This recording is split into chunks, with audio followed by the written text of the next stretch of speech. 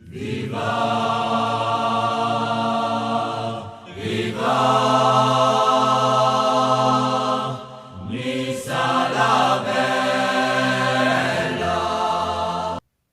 bonjour Mick Nissart, on va se faire le petit débrief de ce Nice PSG.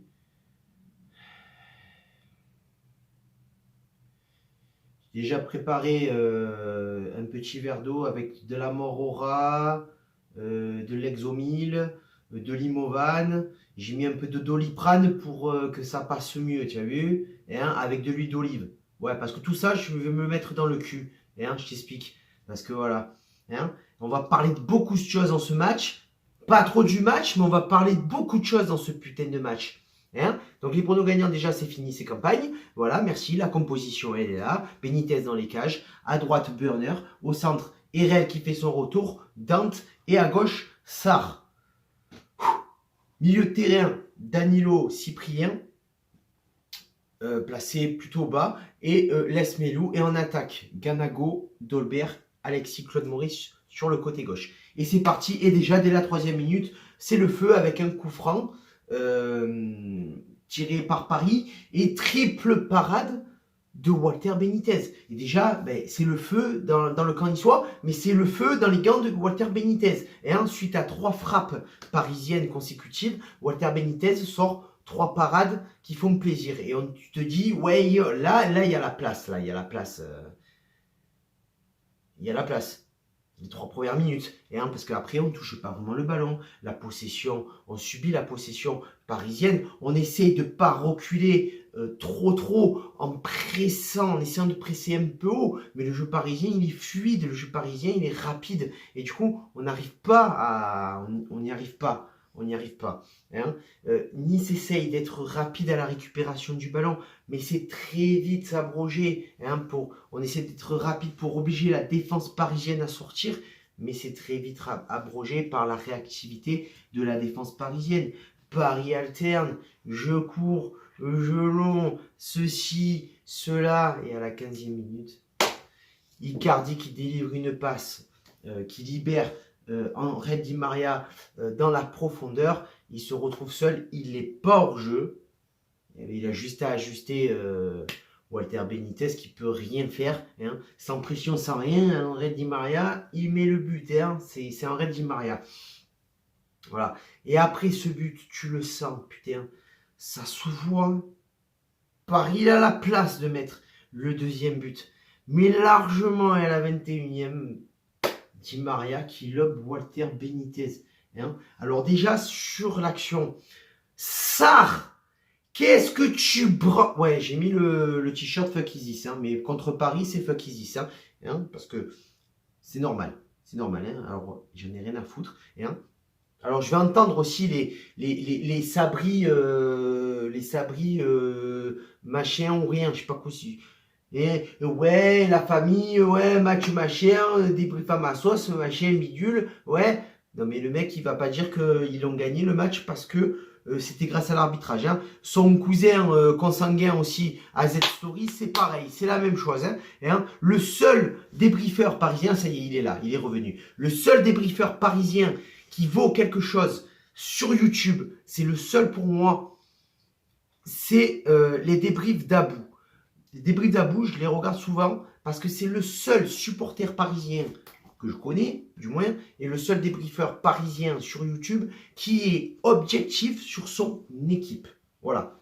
Donc tous les autres, Sabri, compagnie AZ, pas AZ, m'en bats les couilles, vous êtes des guignolos. Voilà, comme ça le message il est passé. Mais Sarr, comment tu fais? Comment tu fais, papa, pour laisser passer Di Maria? Et Benitez, n'hésite pas, où tu vas, où tu vas pas. Mais la réflexion que tu as dans ta tête de te dire j'y vais ou j'y vais pas, déjà le but, tu te l'es pris, tu hésites trop. Et là, à partir de ce 2e but, on n'existe plus. On bute contre les joueurs. On est face à un mur blanc. Sarr sur le côté gauche, il est à côté de la plaque. Les milieux qui ont du mal à distribuer le jeu. Donc à partir de ce moment-là, comment tu veux être efficace Offensivement, c'est pas possible. Le chien, tu me fais caguer. À un moment donné, c'est pas possible. On distribue pas les ballons. Burner, offensivement, tu es mauvais. Tu es mauvais. Tu vas te buter à chaque défenseur parisien. Comment tu veux passer? Tu m'as fait mal. Comment tu veux passer à ce moment-là? C'est pas possible. Tu vas te buter sur les défenseurs parisiens. Tu cherches pas. Non, non, non, non. Burner, non. L'agressivité qu'il y avait en début de match, elle y est plus. Alors après, oui, on faisait beaucoup de fautes. Ushimata, boum. On faisait beaucoup de fautes qui faisaient que ça, dans le jeu, c'était pas possible. Mais putain, à ce moment-là, je veux dire, on a du mal à presser Paris. On fait les mauvais choix dans les passes, dans la direction du jeu. Dans cette mi-temps, on n'y arrive pas. Nos latéraux, ils montent pas. On n'arrive pas à créer le surnom. Du coup, ça fait une première mi-temps où on finit à 2-0. Et on reprend ce deuxième mi-temps et toujours pareil. Toujours pareil, on a du mal. On n'y arrive pas. On n'y arrive pas. C'est compliqué. C'est compliqué. Mais en même temps, à la 67e minute, but de Ganago sur une passe de Dolberg, frappe lourde, et ça fait 1-0. Ça fait 1-0, papa. Ça fait 1-0. Regarde les roubignoles, hop là. Ça fait 1-0 pour l'OGC Nice. Et là, à ce moment-là, tu te dis, c'est le moment de tout t'envoyer. C'est le moment de tout envoyer. Je veux dire, là, on n'a plus rien à perdre. À 2-1, on revient à 2 partout. Je veux dire, le match, il est plié, c'est fini. On met le bus en défense. Il n'y a plus personne qui passe. Je veux dire, voilà. À la suite de ça, Pellemard qui rentre à la place de Danilo. Pellemard qui va prendre le côté gauche. Alexis Claude Maurice qui passe en numéro 10 pour être un petit peu plus proche de Dolberg et de Ganago en attaque. C'est-à-dire que quand l'attaque niçoise va monter, Alexis Claude Maurice va distribuer le jeu et va essayer d'être en soutien par rapport aux attaquants. Et ensuite, quand on va repasser en défense, on va avoir un soutien en milieu et ça va être un peu la plaque tournante dans ce match. Alexis Claude Maurice qui, dans la suite, perce la défense parisienne, qui repique, qui frappe, c'est détourné en corner, c'est le premier corner niçois de ce match. Enfin, un corner niçois sur un retour de Meunier. Putain, et là, après ce but, après cette action d'Alexis Claude Maurice, ça va mieux pour Nice. Il y a plus de jeu, il y a plus d'envie, il y a plus de contenu. On propose un peu plus un beau football, un football adapté face au Paris Saint-Germain. Voilà, c'est ça qu'on voulait. Putain, on cherche la profondeur, on trouve. On arrive à décaler les joueurs, on arrive à étirer le bloc défensif parisien qui reste compact et qui reste surtout très serein. Le but, c'est de mettre le doute dans cette équipe parisienne et on y arrive très bien.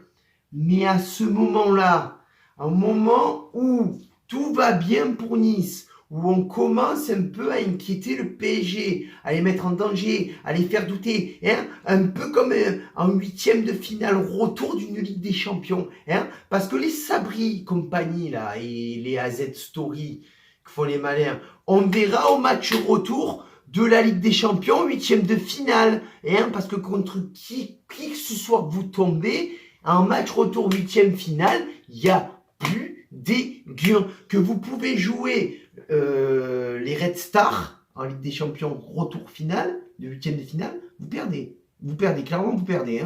Vous, sur le papier vous êtes gagnant, mais vous perdez. Donc les AZ Story et les Sabri, on reparlera au match retour en huitième de finale de la Ligue des Champions. Et là, bien évidemment, ça va mieux pour Nice, mais bien sûr, intervention de Le Texier. Déjà, lui, quand je l'ai vu sur la feuille de match, je me suis dit, c'est lui qui va arbitrer le match, je me suis dit, putain, je suis pas bien. Je suis pas bien. Enfin, je suis pas bien du tout. Non, mais Le Texier. Combien Le Texier, combien Combien de zéros sur le chèque? À un moment donné, Nasser, il t'a dit, ouais, si ça va pas contre Nice, t'as vu? Tu mets un rouge là, on n'a pas compris. Cyprien, soi-disant, il a pris un rouge pour protestation.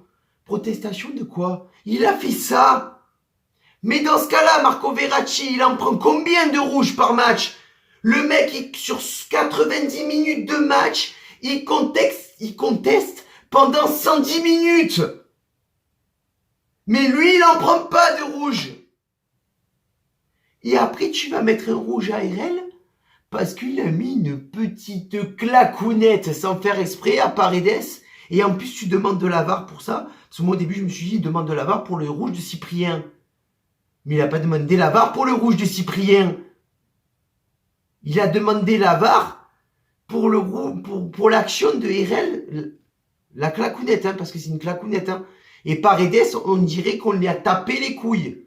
On lui a tapé les couilles. Mais contre le parterre, on lui a tapé les couilles à Paredes. Et là, le Texier, tu tues le match. À ce moment-là, tu tues le match. Alors, t'as beau faire rentrer Tamézé à la place de Ganago. Tu as beau faire rentrer, comment il s'appelle, Maolida à la place de Dolberg. Le match, à ce moment-là, tu l'as tué. Et en plus, tu te permets, après tout ça, de bloquer une action niçoise en te mettant un pied. Non mais en plus, parce qu'après ça, après les deux rouges qu'on a pris, la seule action qu'on fait, c'est celle-là. Et tu l'interceptes. Ok, tu fais partie du jeu, le Texier. Mais à un moment donné, fais attention, c'est ton métier, papa. Alors après, viens pas te plaindre, hein, qu'on soit homophobe, hein, enfin qu'on soit soi-disant homophobe, hein, qu'on met des banderoles et que tu nous arrêtes les matchs parce qu'on dit arbitre enculé. Mais c'est normal parce que le Texier, tiens enculé. Tiens un gros enculé, le Texier. Voilà, donc rapidement, le top 3 du match. Hein, on va dire les 3 Niçois qui sont ressortis. Numéro 3, Ganago, parce qu'il a mis son but. En début de match, il a quand même tenté quelques percées, c'était plutôt pas mal. Numéro 2, Lesmelou. Pourquoi Lesmelou? Même s'il est très critiqué, parce que quand même, en première mi-temps, Lesmelou, ça a été quand même le garçon, pour moi, un des garçons les plus offensifs du match. Hein, qui a été présent offensivement, et même en deuxième mi-temps, il était là. Hein. Et numéro 1, quand même, je pense pour moi encore, même s'il se prend 4 buts, Benitez, parce qu'on aurait pu s'en prendre 7, hein, voire 8. Voilà. Hein, parce que la triple parade qu'il fait en début de match, si celle-là il la fait pas déjà, on n'espère pas. Hein, à la 15e minute, on en a déjà pris 3. Voilà, sur ce, on se retrouve pour le match prochain. Ciao, viva, la Bayetta. Insani, ça.